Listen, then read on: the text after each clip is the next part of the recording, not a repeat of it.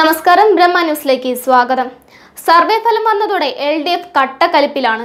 5ഇടത്ത് LDF 3ാം സ്ഥാനത്തേക്ക് പോകുമെന്നാണ് survey ഫലം വ്യക്തമാക്കുന്നത്.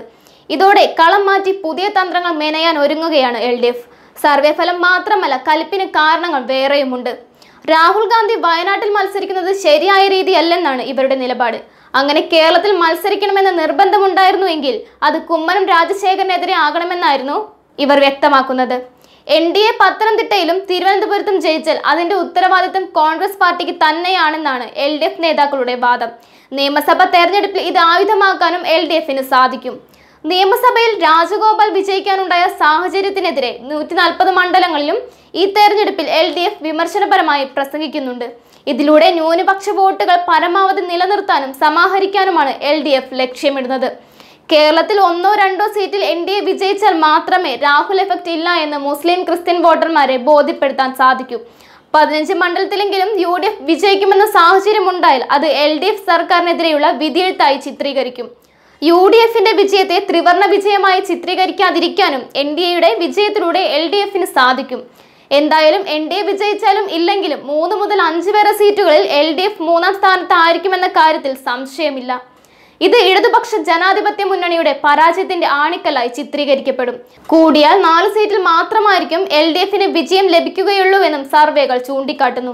ഇപ്പോൾ UDFനോടോ NDAയോടോ അല്ല, പൊതുയോഗങ്ങളിലും കുടുംബയോഗങ്ങളിലും LDF നേതാക്കൾ ആഞ്ഞടിക്കുന്നു. ആദ്യമായി LDFന് 30% താഴെ മാത്രമാണ് വോട്ട് വിഹിതം എല്ലാ സർവേകളും കണക്കുകൂട്ടിയിരിക്കുന്നത്. കൂടാതെ ഇപ്പോഴുള്ള 8 മണ്ഡലങ്ങളിൽ 4 മണ്ഡലങ്ങളിലെങ്കിലും ജയിച്ചാൽ അത് മഹാഭാഗ്യമെന്നാണ് അവരുടെ നേതാക്കളും അണികളും പറയുന്നത്. 2 മണ്ഡലത്തിൽ NDAക്ക് വിജയം സുനിശ്ചിതമായിരിക്കുകയാണ്. മറ്റ് 4 മണ്ഡലങ്ങളിൽ 2ാം സ്ഥാനത്ത് NDA സ്ഥാനാർത്ഥികൾ എത്തുമെന്നാണ് കേന്ദ്ര ഇന്റലിജൻസ് റിപ്പോർട്ട് ചെയ്യുന്നത്. എല്ലായിടത്തും 3ാം സ്ഥാനത്ത് പോകുന്നത് LDF ആയിരിക്കും. 5 മണ്ഡലങ്ങളിൽ 3ാം സ്ഥാനത്തേക്കാണ് LDF പിന്തള്ളപ്പെടുന്നത്. ക്രിസ്ത്യൻ മുസ്ലിം വിഭാഗങ്ങളിലെ നിഷ്പക്ഷ വിഭാഗക്കാർ ഇക്കുറി കേന്ദ്രത്തിൽ കോൺഗ്രസ് സർക്കാർ അധികാരത്തിൽ വരണമെന്ന് തന്നെയാണ് ആഗ്രഹിക്കുന്നത്.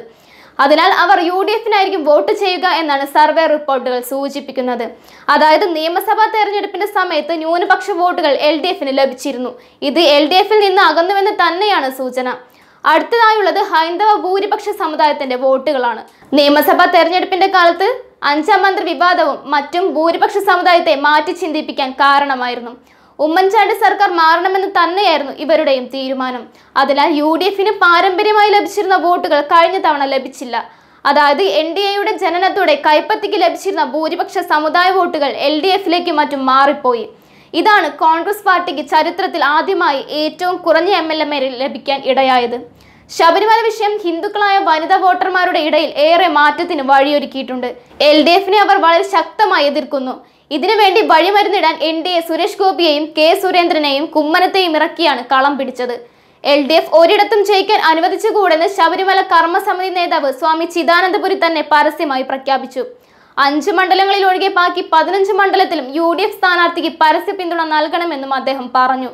5 വർഷത്തേക്ക് MP ആവുക എന്നതല്ല കേരളത്തിലെ CPMന്റെ നിലനിൽപ്പിന്റെ ആധാരം. തുടർഭരണം സാധ്യമാക്കി ചരിത്രത്തിൽ ഇടം പിടിക്കാനാണ് പിണറായി ശ്രമിക്കുന്നത്. ഇപ്പോൾ 140 മണ്ഡലങ്ങളിൽ രാജഗോപാലിന്റെ പേരാണ് പിണറായി പരാമർശിക്കുന്നത്.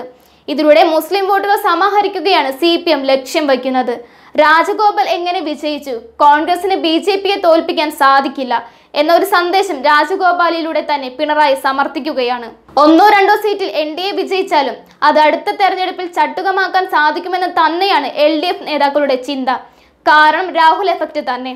രാഹുൽ വയനാട്ടിൽ വന്നതിൽ കട്ടക്കലിപ്പിൽ തന്നെയാണ് പിണറായിയും സംഘവും. ഇടതുപക്ഷത്തെ പരാജയപ്പെടുത്താൻ തന്നെയല്ലേ കേരളത്തിലേക്ക് വന്നത്?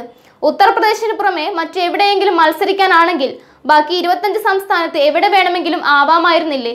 ഇല്ലെങ്കിൽ തുഷാർ മത്സരിക്കുന്ന കുടത്തിനെതിരെയല്ല, കുമ്മനത്തിനെതിരെ തിരുവനന്തപുരത്ത് മത്സരിക്കാനായിരുന്നു KPCC രാഹുൽ ഗാന്ധിയെ കൊണ്ടുവരേണ്ടതെന്നും LDF നേതാക്കൾ പറയാതെ പറയുന്നുണ്ട്. വെറും 20,000 വോട്ടിന്റെ മാത്രം ഭൂരിപക്ഷമുള്ള മണ്ഡലത്തിൽ രാഹുൽ ഗാന്ധി എന്തിനാണ് ഇറക്കിയത്? അത് തങ്ങളുടെ സ്ഥാനാർത്ഥികളെ 20ഇടത്തും തോൽപ്പിക്കാൻ തന്നെയായിരുന്നില്ലേ എന്നും LDF നേതാക്കൾ ചോദിക്കുന്നു. അതുകൊണ്ട് രാഹുൽ ഗാന്ധി വന്നിട്ടും BJPക്ക് 2 സീറ്റ് കിട്ടിയാൽ അത് കോൺഗ്രസിന്റെ പരാജയം തന്നെയായിരിക്കുമെന്നാണ് LDF കണക്കുകൂട്ടുന്നത്. കേരളത്തിൽ ഉമ്മൻചാണ്ടിയുടെയും രമേശിന്റെയും AK ആന്റണിയുടെയും സമ്മർദ്ദത്തിന് വഴങ്ങിയാണ് രാഹുൽ ഇവിടെ എത്തിയതെന്ന് എല്ലാവർക്കും അറിയാം. ഡൽഹിയിലേക്ക് പോകാൻ ഉമ്മൻചാണ്ടി തയ്യാറെടുക്കുന്നില്ല. പിണറായിയുടെ കസേര തന്നെയാണ് ഉമ്മൻചാണ്ടിയുടെ ലക്ഷ്യമെന്ന് ഇതിലൂടെ പറയാതെ പറയുകയാണ് UDF. ആന്ധ്രയുടെ ചുമതല കൊടുത്തതോടുകൂടി ഉമ്മൻചാണ്ടി MP ആയി കേന്ദ്രമന്ത്രിയായി ഒഴിവാകുമെന്ന് തന്നെയായിരുന്നു പിണറായി വിചാരിച്ചത്. ഇതിനായി സോളാർ വിവാദത്തിൽ സരിതയെ ഉപയോഗിച്ച് ഉമ്മൻചാണ്ടിക്കും കൂട്ടർക്കുമെതിരെ ആഞ്ഞടിച്ചിരുന്നു. ഇതിലൂടെ കേരളത്തിൽ നിന്ന് പുകച്ചു ചാടിക്കാനായിരുന്നു ജയരാജന്മാരും CPIയും ശ്രമിച്ചത്. എന്തായാലും കേരളം വിട്ട് മറ്റൊന്നും ചെയ്യാൻ തനിക്ക് സാധിക്കില്ലെന്ന് അദ്ദേഹം തന്നെ പറയുന്നു. അഹങ്കാരവും പ്രതികാരവുമാണ് LDF സർക്കാരിന്റെ മുഖമുദ്രയെന്ന് ഉമ്മൻചാണ്ടി വ്യക്തമാക്കുന്നുണ്ട്. വോട്ട് വിഹിതം കുറയുന്നതും 5-എടുത്ത് 3-ാം സ്ഥാനത്ത് പോകുന്നതും തന്നെയാണ് അഭിപ്രായ സർവേക്കെതിരെ വാളെടുത്ത് ഉറഞ്ഞു തുള്ളാൻ LDF നേതാക്കൾ തയ്യാറായിരിക്കുന്നത്. ചരിത്രത്തിൽ ആദ്യമായി 30% താഴെ വോട്ട് വിഹിതം LDFന് ചിന്തിക്കാൻ സാധിക്കുന്നതിലും അപ്പുറമാണ്. രാഹുൽ ഗാന്ധിയെ വയനാട്ടിൽ മത്സരിപ്പിക്കാതിരിക്കാൻ CPM കൂടുതൽ ജാഗ്രതയോടെ പെരുമാറിയിരുന്നു. ഇതുപോലെ ഇടതുപക്ഷത്തുള്ള ഈഴവ വോട്ടുകൾ ചോരാതിരിക്കാൻ തുഷാർ വെള്ളാപ്പള്ളിയെ കളത്തിലിറക്കാനും CPM ശ്രദ്ധിച്ചിരുന്നു.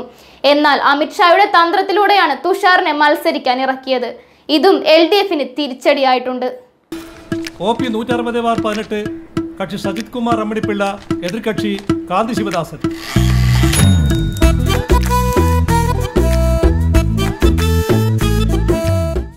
Welcome to a life in the midst of nature. Presenting Raindrops at Kakinad. Kesadal Developers. Stay happy.